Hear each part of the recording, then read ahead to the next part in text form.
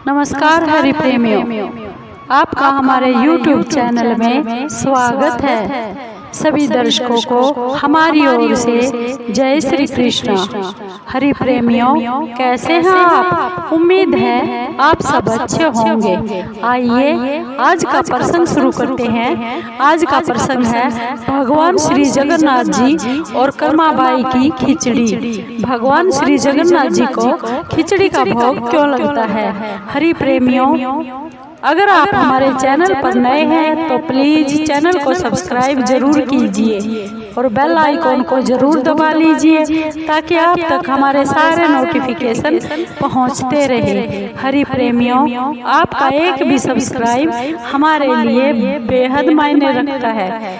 हरि प्रेमियों, आइए जानते हैं भगवान जगन्नाथ जी को खिचड़ी का भोग क्यों लगता है। भगवान श्री जगन्नाथ जी और कर्माबाई जी की खिचड़ी की ये कहानी। हरि प्रेमियों, आपने देखा होगा कि भगवान श्री कृष्ण जी के कई मंदिरों में अक्सर खिचड़ी का भोग लगाया जाता है। यहाँ तक कि उड़ीसा के जगन्नाथपुरी में स्थित भगवान श्री जगन्नाथ जी के मंदिर में भी भगवान को खिचड़ी का भोग ही लगाया जाता है। इसके पीछे एक बहुत ही रोचक कहानी है। एक भक्त की कहानी है, एक माँ की ममता से जुड़ी हुई।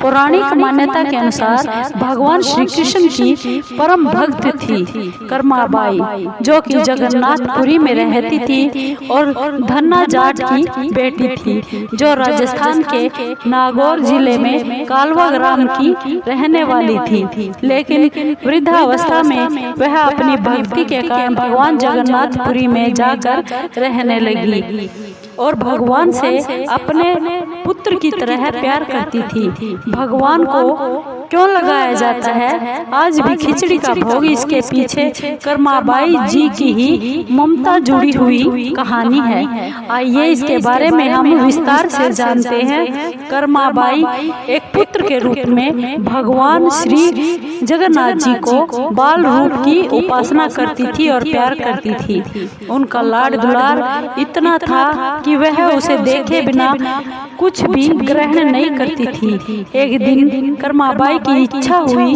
कि भगवान श्री जगन्नाथ जी को फल और मेवे की जगह अपने हाथ से कुछ बनाकर खिलाए। उन्होंने प्रभु को अपनी इच्छा के बारे में बताया। भगवान श्री जगन्नाथ जी तो भगवान जी के सर्वथा प्रस्तुत ही रहते हैं। वे तो भगवान भक्तों की बात सुनते हैं। दिन कर्माबाई ने खिचड़ी बनाई तो प्रभु जी कर्माबाई से बोले, माँ आपने जो भी बनाया है आज मुझे वही खिला दो, बहुत भूख लगी है। कर्माबाई ने जो खिचड़ी बनाई थी भगवान श्री जगन्नाथ जी को खाने के लिए दे दी और भगवान श्री जगन्नाथ जी बहुत ही प्यार और चाव से खिचड़ी को खाने लगे। कर्माबाई यह सोचकर भगवान को पंखा झलने लगी कि कहीं गरम गरम खिचड़ी से मेरे ठाकुर जी का मुंह ना जल जाए। भगवान श्री जगन्नाथ जी बड़े प्यार से खिचड़ी खा रहे थे और माँ की तरह कर्माबाई भी उन पर पंखा कर रही थी। भगवान श्री जगन्नाथ जी ने कहा, माँ मुझे तो खिचड़ी बहुत अच्छी लगी, मेरे लिए आप ऐसी खिचड़ी रोज ही बनाया कीजिए और मैं यहीं पर आकर इस खिचड़ी को खाया करूँगा। अब तो क्या था, कर्माबाई रोज सुबह ब्रह्म मुहूर्त में उठती, सबसे पहले खिचड़ी बनाती, बाकी सब कुछ काम बाद में करती थी। भगवान श्री जगन्नाथ जी भी सुबह सवेरे दौड़े दौड़े आते और कहते, माँ जल्दी से मेरी प्रिय खिचड़ी लाओ, मुझे बहुत भूख लगी है। खिचड़ी खाने का यह हर रोज का काम हो गया और भगवान जगन्नाथ जी सुबह सुबह हर रोज आते और खिचड़ी का भोग लगाकर फिर चले जाते। एक बार की बात है, भक्त कर्माबाई के पास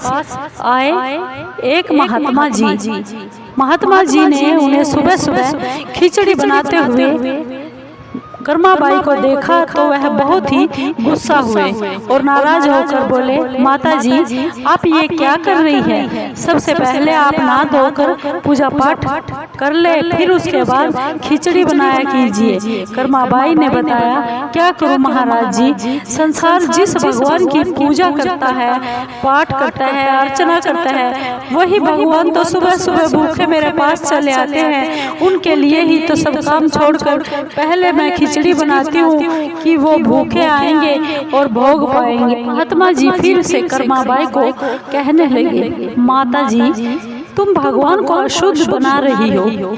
सुबह स्नान के बाद पहले रसोई की सफाई किया कीजिए और फिर भगवान के लिए भोग बनाया कीजिए। फिर अगले दिन कर्माबाई ने ऐसे ही काम किया। पहले नहा धोकर पूजा पाठ किया और फिर उसके बाद खिचड़ी बनाई। ऐसा कर ही रही थी कि भगवान दौड़े दौड़े आए और बोले, माँ मेरे मंदिर के पट खुल जाएंगे, जल्दी जल्दी मुझे खिचड़ी दे दो, मुझे भूख लगी है। माँ बाई कहने लगी, अभी आई, मैं अभी स्नान कर रही हूँ, आप थोड़ा रुको। फिर से थोड़ी देर बाद फिर भगवान ने आवाज लगाई। कर्माबाई फिर बोली, मैं अभी रसोई साफ कर रही हूँ, थोड़ी देर में खिलाऊंगी। भगवान को लगा आज माँ को क्या हो गया, ऐसा तो पहले कभी नहीं करती थी। फिर जब कर्माबाई ने खिचड़ी परोसी तब भगवान ने झटपट कर जल्दी जल्दी खिचड़ी खाई। मगर आज माँ कर्माबाई की खिचड़ी में वो स्वाद नहीं था और वह पानी पिए बिना ही मंदिर में पहुंच गए। मंदिर के बाहर उन महात्मा जी को देखकर भगवान सारा बात समझ चुके थे, सारे माजरा समझ चुके थे कि इसके करे हुए काम है। भगवान श्री ठाकुर जी के मंदिर में पुजारी ने जैसे ही पट खोले तो भगवान के मुख पर खिचड़ी लगी हुई देखकर पुजारी बोले, भगवान जी, ये प्रभु जी, ये खिचड़ी आपके मुख पर कहाँ से लग गई? प्रभु ने बताया, पुजारी जी मैं रोज मेरी भक्त कर्माबाई के घर पर खिचड़ी खा कर आता हूँ और भोग लगाता हूँ। आप माँ कर्माबाई जी के घर जाओ और जो महात्मा उनके यहाँ ठहरे हुए हैं उनको जाकर यह कह दो कि उसने मेरी माँ को ये पट्टी गलत पढ़ा दी है, ये कैसी पढ़ाई बताई है। फिर के पुजारी कर्माबाई के घर महात्मा जी के पास पहुँचे और महात्मा जी को सारी बातें कही कि भगवान ने मुझसे कहा है कि मैं भाव का भूखा हूँ। यह सुनकर महात्मा जी घबरा गए और तुरंत कर्माबाई के पास जाकर बोले, माँ माफ कीजिए, ये नियम धर्म तो हम संतों के लिए ही है। आप तो जैसे पहले खिचड़ी बनाती थी, भगवान के लिए भोग बनाती थी, वैसे ही बनाती रहना और ऐसे ही भगवान को भोग लगाती रहना। आपके भाव से ही भगवान रिझते हैं और भगवान आपकी खिचड़ी खाते हैं और ऐसे ही खाते रहेंगे। फिर एक दिन ऐसा भी आया कि जब माँ कर्माबाई भक्त कर्माबाई के प्राण छूट गए और परम धाम को चली गई। उस दिन पुजारी ने मंदिर के पट खोले तो देखा भगवान श्री जगन्नाथ जी की आंखों में आंसू है और भगवान श्री जगन्नाथ जी रो रहे हैं। पुजारी ने पूछा, भगवान जी आप रो क्यों रहे हैं, क्या हुआ? भगवान जगन्नाथ जी ने बताया, पुजारी जी आज मेरी माँ कर्माबाई इस पृथ्वी लोक को छोड़कर मेरे धाम को विदा हो गई है, अब मुझे कौन खिचड़ी बनाकर खिलाएगा? पुजारी ने कहा, प्रभु जी आप चिंता मत कीजिए, आपको माँ की कमी कभी महसूस नहीं होने देंगे। आज के बाद आपको सबसे पहले खिचड़ी का ही भोग लगाया जाएगा।